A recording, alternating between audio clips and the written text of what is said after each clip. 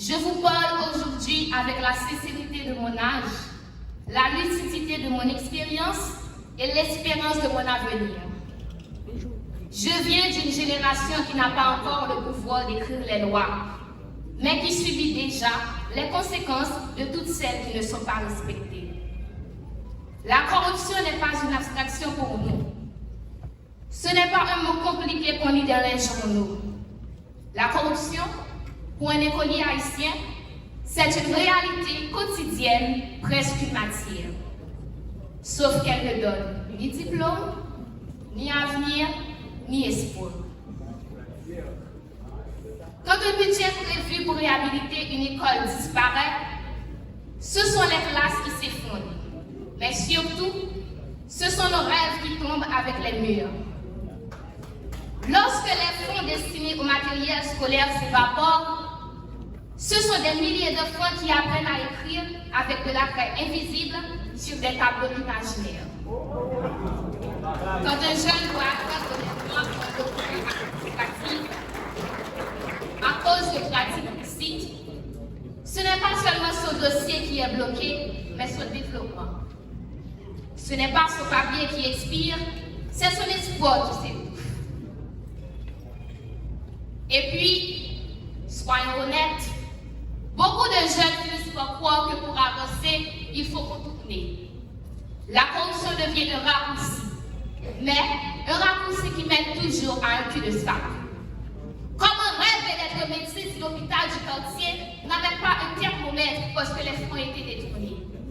Comment rêver d'être ingénieur si les routes que nous empruntons pour aller à l'école se transforment en pièges, faute d'entretien? Comment rêver d'être un fonctionnaire intègre si l'on voit que l'intégrité est trop souvent punie et la corruption récompensée? La corruption détruit les projets, mais pire encore, elle détruit la croyance qu'ils sont possibles. Pourquoi devons-nous, les jeunes, être au centre de cette lutte? Parce que nous sommes la génération qui n'a pas encore appris à prononcer. Parce que nous sommes la génération qui ne connaît pas encore la fatigue du compromis. Parce que nous sommes la génération qui croit encore que demain peut être mieux qu'hier. Nous ne sommes pas seulement le futur, nous sommes déjà le présent. Et notre voix n'est plus un écho, c'est une alarme. Et surtout, parce que la corruption vise la jeunesse comme une flamme vise une feuille sèche. Elle la consume avant même qu'elle ne devienne ombre. Que pouvons-nous faire?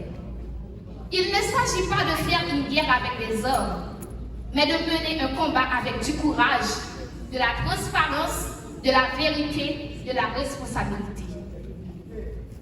En effet, l'intégrité doit devenir un mode, pas un sacrifice, pas un luxe.